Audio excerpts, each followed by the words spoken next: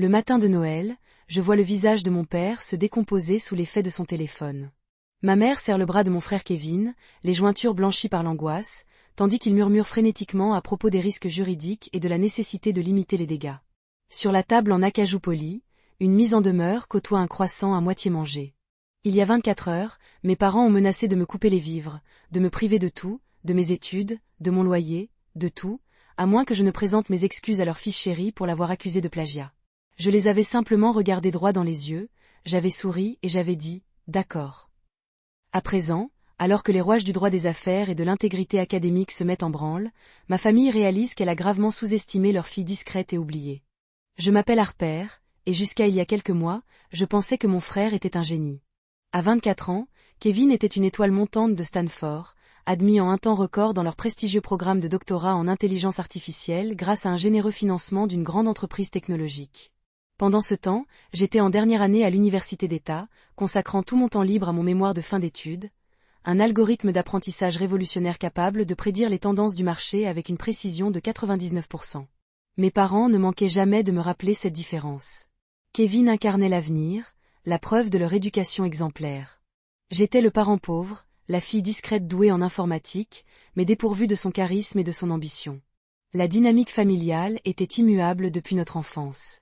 Kevin avait droit à des cours particuliers, une voiture flambant neuve et la conviction inébranlable qu'il était infaillible. Je me contentais des vêtements de seconde main et des comparaisons incessantes et épuisantes. Lorsque Kevin a remporté un concours national de programmation au lycée, mon père a organisé une fête somptueuse. Quand j'ai gagné le même concours 2 ans plus tard, il m'a dit que c'était un bon entraînement pour le monde professionnel. Mais tout a basculé il y a 3 mois.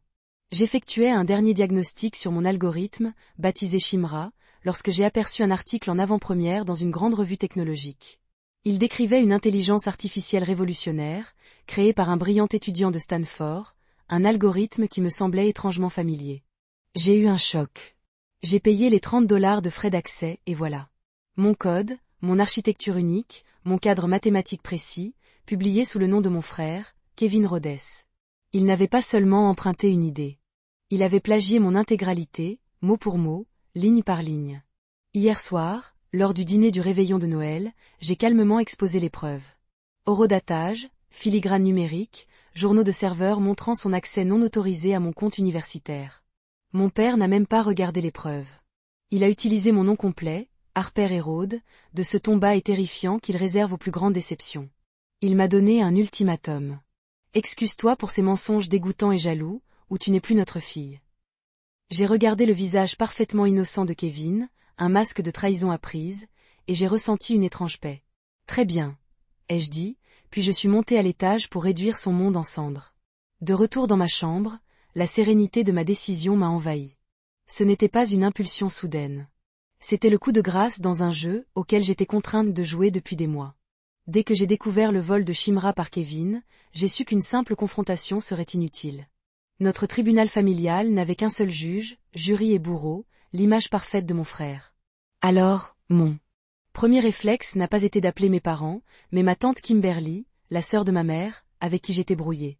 Kim était une requin, une avocate spécialisée en propriété intellectuelle de renom à San Francisco, témoin du favoritisme aveugle de mes parents depuis des années.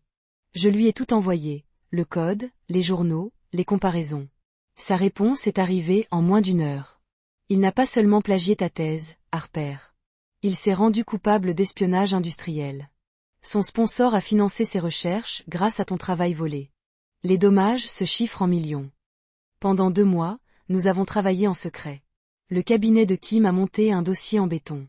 Ils ont documenté chaque ligne de code volé, établi une chronologie du vol et préparé des mises en demeure pour chaque institution à laquelle Kevin était affilié. Elle m'a appris la différence entre une simple dispute familiale et une fraude grave. Ils vont essayer de instrumentaliser les émotions, m'a-t-elle dit lors d'une de nos conversations nocturnes. De parler de jalousie, du fait que tu sois la fille difficile. Ne les laisse pas faire. C'est du business. C'est une affaire de vol et il y aura des conséquences. On avait tout préparé. Un arsenal numérique qui n'attendait que mon signal. J'attendais juste le moment propice pour l'inévitable confrontation où ma famille me forcerait à choisir entre leurs fantasmes et ma réalité. Hier soir, ils me l'ont servi sur un plateau d'argent. Soudain, la porte de ma chambre s'est ouverte en grinçant. C'était Kevin. Son masque de fausse victime, qu'il avait arboré pendant le dîner, avait disparu, remplacé par un rictus froid et arrogant. C'était tout un spectacle en bas, a-t-il dit, appuyé contre l'encadrement de la porte, essayer de me ruiner la vie juste avant Noël. Pathétique, même pour toi. Je n'ai pas répondu, je suis resté les yeux rivés sur l'écran de mon ordinateur portable. Il s'est redressé et s'est approché de moi, sa voix devenant menaçante. Il faut que ça cesse. Non, decens, pleure. Dis-leur que tu étais stressé et que tu as tout inventé. Dis-leur que tu es désolé. J'ai fini par lever les yeux vers lui. Non, ai-je simplement dit, son visage s'est crispé. Écoute-moi, sale ingrat. Je suis sur le point de réussir et tu n'es rien. Si tu continues comme ça, je te détruirai. Je dirai à tout le monde que tu es mentalement instable. Je divulguerai tes journaux intimes. Je ferai en sorte qu'aucune école ni entreprise ne te prenne plus jamais au sérieux. Qui crois-tu qu'ils croiront? Un prodige de Stanford ou sa petite sœur jalouse et médiocre? La cruauté désinvolte dans sa voix ne m'a pas blessé. Quelque chose d'autre, en revanche, a effacé le moindre doute, la moindre trace de sentimentalité familiale. Ce n'était pas mon frère. Ce n'était qu'un voleur, acculé et apeuré. Il a interprété mon silence comme une faiblesse. C'est bien ce que je pensais, a-t-il ricané en se retournant pour partir. Maintenant, va réparer tes erreurs. Alors que la porte se refermait, je sentis une vague d'énergie froide et pure. Il pensait me menacer. Il était loin de se douter qu'il venait de signer son arrêt de mort professionnel. En bas, j'entendais les bruits d'une joie de Noël forcée. Des chants de Noël à la radio, le rire léger de ma mère, le tintement des verres. Ils fêtaient leur victoire, persuadés d'avoir remis la fille difficile à sa place. Ma chambre n'était pas un lieu de défaite. C'était une salle de guerre. L'écran de mon ordinateur portable brillait, affichant 4 dossiers méticuleusement préparés. C'était la démolition contrôlée que tante Kimberly et moi avions conçue. Une offensive en 4 temps, destinée non seulement à démasquer Kevin, mais aussi à démanteler sa carrière frauduleuse sous tous les angles. La première attaque était juridique. J'ouvris le premier dossier, adressé au directeur juridique de son commanditaire, un géant de la technologie que nous appellerons Omni Corporation. Il contenait une mise en demeure, un dossier de preuve de 50 pages et une notification d'intention de poursuite pour dommages et intérêts liés à l'espionnage industriel. La lettre indiquait clairement qu'Omnicorp avait financé, à son insu, un projet basé sur une propriété intellectuelle volée. Le deuxième coup dur fut une attaque contre le milieu universitaire. Le deuxième dossier était destiné au Bureau de l'intégrité académique de l'Université de Stanford. Il contenait un rapport détaillé expliquant comment Kevin avait violé leur code d'honneur, preuve irréfutable à l'appui que sa thèse de doctorat était entièrement frauduleuse. Nous avions joint des déclarations sous serment de 2 de mes professeurs confirmant l'originalité et le calendrier de mes travaux sur Shimra. Il ne s'agissait pas seulement de le faire expulser, mais de faire inscrire définitivement son dossier pour fraude académique. Le troisième coup dur visait sa réputation. Le troisième dossier contenait des preuves ciblées destinées à 3 des revues technologiques les plus influentes du secteur. Il prouvait que l'algorithme révolutionnaire qu'elles avaient encensé avait été volé. Nous ne nous contentions pas de demander une rétractation, nous leur expliquions comment elles avaient été dupées. Rien ne détruit plus rapidement une réputation qu'une humiliation publique dans son propre domaine. Le dernier coup dur, le 4e, était d'ordre personnel. Un simple courriel crypté à ma tante Kimberly, contenant toutes les preuves et mon dernier feu vert. Son cabinet ferait office de source officielle, conférant à chaque notification le poids d'un cabinet d'avocats pesant plusieurs millions de dollars. J'ai joint les fichiers un par un à des courriels programmés. J'ai réglé l'alarme à 8 heures précises, le matin de Noël. Je voulais qu'ils profitent d'un dernier instant de perfection, d'une dernière heure de leur illusion soigneusement construite avant que la réalité ne les rattrape brutalement. En cliquant sur le bouton programmer, je n'ai ressenti ni colère, ni tristesse, juste une profonde lucidité. Ce n'était pas une vengeance. C'était une correction du marché. Kevin avait bâti sa carrière sur des actifs qui ne lui appartenaient pas, et je ne faisais que réclamer le remboursement de la dette. En bas, les rires continuaient, insouciants. Ils pensaient m'avoir coupé les ponts. Ils ignoraient que j'avais déjà rompu les liens essentiels et que j'étais sur le point de mettre le feu aux poudres. À 8 heures précises, le matin de Noël, alors que ma mère disposait les viennoiseries, une simple notification a retenti sur mon téléphone. Les emails programmés furent envoyés. Un instant plus tard, le téléphone de Kevin, posé sur le comptoir, se mit à vibrer sans s'arrêter. Une avalanche de notifications s'afficha sur son écran. Il y jeta un coup d'œil, son expression passant d'une simple contrariété à la confusion, puis à la panique pure et simple. Il attrapa son téléphone d'un geste brusque, son pouce faisant défiler frénétiquement les messages. « C'est quoi ce bordel ?» murmura-t-il. Je l'observais lire les noms des expéditeurs. Le cabinet d'avocats de tante Kimberly, le bureau de l'intégrité académique de Stanford, le service juridique d'Omnicorp. Il devint livide. Ses mains se mirent à trembler si violemment que son téléphone lui échappa des mains et tomba lourdement sur le comptoir en granit. « Oh mon Dieu !» chuchota Théil, les yeux écarquillés d'horreur. « Oh mon Dieu, oh mon Dieu !» s'écrièrent mes parents en accourant, alertés par son désarroi. « Kevin, mon chéri, qu'est-ce qu'il y a ?» demanda ma mère, la voix empreinte d'inquiétude. Mon père, Christopher, regarda Kevin, puis moi, les yeux plissés de suspicion. « Elle l'a fait. » Kevin souffla, pointant un doigt tremblant vers moi. « Elle l'a vraiment fait. Il l'a envoyé. Elle a tout envoyé. » Ma mère semblait perplexe. « Envoyé quoi, mon chéri ? De quoi parle-t-elle ?» Mon père prit le téléphone de Kevin, son regard d'homme d'affaires scrutant l'écran. Il fit défiler les objets des courriels, son expression se durcissant. Mise en demeure. Enquête formelle. Fraude académique. Litige urgent en matière de propriété intellectuelle. Ma mère ne comprenait toujours pas. Encore des histoires. Christopher Harper essaie de gâcher Noël. Mais mon père n'écoutait pas. Ses yeux étaient rivés sur 2 mots précis dans l'objet du courriel de l'équipe juridique d'Omnicorp. Il les lut à voix haute, à peine audible. Espionage industrial. C'était l'élément déclencheur. C'était cette phrase qui avait transformé, à ses yeux, une simple dispute familiale en une catastrophe financière. Il était cadre commercial. Il comprenait la signification de ces mots. Il savait que ce n'était plus une question de susceptibilité. Il était question de procès, de ruine financière, de poursuites pénales potentielles. Son monde soigneusement construit de réussite en banlieue était soudainement au bord du gouffre. Kevin me regarda, son arrogance complètement disparue, remplacée par une peur viscérale. Il renifla, devint livide, d'une blancheur maladive qui lui donnait l'air d'un fantôme. « Dis-moi que tu ne l'as pas envoyé, » supplia Théil, la voix brisée. « Harper, je t'en prie, tu peux encore arrêter ça. Dis-moi que tu n'as pas tout envoyé. » Avant même que je puisse répondre, mon père leva les yeux du téléphone, le visage figé par une froide terreur. Il me fixa, comprenant enfin la gravité de mon acte, et posa la question qui planait comme une sentence de mort. « Envoyez quoi ?» Le premier appel arriva à 8h15, du doyen de l'école d'ingénieurs de Stanford. Mon père mit le haut-parleur, la main tremblante. Une voix claire et ferme emplit la cuisine. « Monsieur Rhodes, je vous appelle pour vous informer que votre fils Kevin a été immédiatement suspendu, dans l'attente d'une enquête approfondie sur des allégations de fraude académique grave. Nous avons reçu un dossier complet de preuves qui suggère que l'intégralité de son projet de doctorat repose sur du vol de propriété intellectuelle. » Ma mère eut un hoquet de surprise, suspendu à ses lèvres. « Mais c'est une erreur. C'est sa sœur. Elle a des problèmes. » La voix du doyen était glaciale. « Madame, il ne s'agit plus d'une affaire familiale. Nous avons les enregistrements de connexion, le code horodaté et une déclaration sous serment.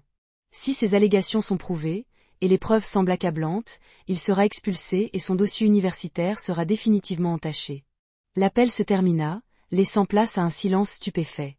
Mon père avait l'air d'avoir reçu un coup de poing. Avant que quiconque puisse dire un mot, son propre téléphone portable sonna. C'était Omnicorporation, Christopher. La voix d'un homme résonna si fort que je l'entendis de l'autre bout de la pièce. C'était Marcus Thorne, le vice-président qui avait personnellement parrainé Kevin. « Qu'est-ce qui se passe ? » Mon équipe juridique m'a réveillé le matin de Noël avec un dossier qui dit « Notre investissement de 500 000 $ dans votre fils est basé sur de l'espionnage industriel. » « Est-ce vrai ?» balbutia mon père. « Marcus, c'est un malentendu, une affaire familiale. » Marcus l'interrompit. « J'ai une comparaison côte à côte du code de votre fils et du travail original. C'est identique. Nous ne nous contentons pas de lui retirer son financement, Christopher. Nous envisageons des poursuites judiciaires pour récupérer chaque centime dépensé. Et nous portons plainte auprès du procureur. C'est du vol qualifié. » La communication fut coupée. Ma mère se mit à sangloter, la main sur la poitrine. Mais le pire était à venir. C'est Kevin qui finit par craquer. Le poids des conséquences immédiates et irréversibles l'écrasa. Son charme impeccable se fissura puis s'effondra complètement. Son visage se tordit sous l'effet d'une rage pure et il se tourna non pas vers moi, mais vers nos parents. « C'est votre faute. hurla-t-il d'une voix rauque et haineuse. C'est vous qui avez fait ça. Mon père le regarda, abasourdi. De quoi parlez-vous? Nous n'avons fait que vous soutenir. Vous m'avez soutenu. Kevin laissa échapper un rire amer et brisé. Vous l'exigéiez. Je devais être le meilleur. Je devais être le génie de Stanford. Je devais être meilleur que tout le monde. Je ne pouvais pas échouer, pas même une seule fois, sinon je perdrais tout. La pression. Vous n'imaginez pas la pression. Il pointa un doigt tremblant vers eux. J'ai fait tout ça pour que vous restiez votre fils parfait, et maintenant, tout est fini. Dans cet instant terrifiant, mes parents l'ont enfin vu tel qu'il était. Le miroir s'est brisé. Le reflet impeccable qu'ils avaient vénéré pendant 24 ans avait disparu. À sa place se tenait un imposteur acculé, hurlant de rage. Un homme faible qui blâmait tout le monde sauf lui-même pour ses propres choix. Ils ne voyaient pas leur fils brillant. Ils voyaient le monstre qu'ils avaient créé. 6 mois plus tard, je suis assis dans une salle de conférence à Carnegie Mellon, observant 3 investisseurs en capital risque se disputer le premier tour de table de ma société, Shimra Analytics. Après la chute de Kevin, l'histoire de l'algorithme volé a fait le tour du monde de la tech. Au lieu d'être entaché par le scandale, j'ai été perçu comme un programmeur brillant, à l'intégrité inébranlable. Carnegie Mellon m'avait offert une bourse complète pour son master en 1 semaine. Mon algorithme original, libre de droit et sous mon nom, était sur le point de révolutionner l'analyse prédictive, et j'allais devenir PDG de ma propre entreprise. La carrière de Kevin, en revanche, était anéantie. Il avait été expulsé de Stanford et faisait désormais face à un procès civil de plusieurs millions de dollars intenté par Omnicorp. Accablé par les frais d'avocat, il avait dû vendre sa voiture et emménager dans un minuscule appartement. Les charges criminelles furent finalement abandonnées en échange d'un accord de plaidoyer comprenant des excuses publiques et le remboursement des sommes détournées. Mais il était devenu un paria dans le secteur technologique, son nom étant désormais synonyme de fraude. Les répercussions avaient fracturé ma famille, mais, étrangement, elles avaient aussi forcé à une honnêteté sans précédent. Mes parents suivaient une thérapie, individuellement et ensemble. Le choc de découvrir la vraie nature de Kevin et leur rôle dans sa création avait été une prise de conscience brutale, mais nécessaire. Mon père m'avait appelé il y a 1 mois. Sa voix était empreinte d'une honte que je ne lui connaissais pas. Il s'est excusé, non seulement d'avoir pris le parti de Kevin, mais aussi pour toutes ces années de comparaison, pour n'avoir jamais vraiment reconnu mes réussites. Ma mère m'a envoyé une longue lettre manuscrite disant la même chose. Notre relation est encore fragile, une chose délicate à reconstruire, une conversation sincère à la fois, mais elle est réelle maintenant, débarrassée du favoritisme toxique qui l'a si longtemps caractérisée. Je trouve une paix profonde dans les nouvelles bases de ma vie. Des bases bâties non pas sur les attentes familiales ou l'approbation de quiconque, mais sur mon propre mérite et mon propre travail acharné. Le chemin que j'ai choisi a été difficile et m'a coûté la famille que je croyais avoir. Mais à sa place, je construis quelque chose de plus fort, de plus authentique. Mon histoire est un rappel brutal que tolérer de mauvais comportements, même au nom de l'amour ou de la loyauté familiale, ne mène qu'à un effondrement plus grand. La vraie force ne consiste pas à protéger un mensonge confortable. C'est avoir le courage d'affronter une vérité difficile. Avez-vous déjà été dans une situation où vous deviez choisir entre protéger quelqu'un qui vous est cher et défendre ce qui est juste? C'est un choix terrifiant, mais sachez que vous n'êtes pas seul. Partagez votre histoire dans les commentaires ci-dessous, car nos expériences donnent aux autres la force de s'affirmer. N'oubliez pas d'aimer et de vous abonner, car l'intégrité se cultive et nous pouvons tous nous entraider pour la renforcer.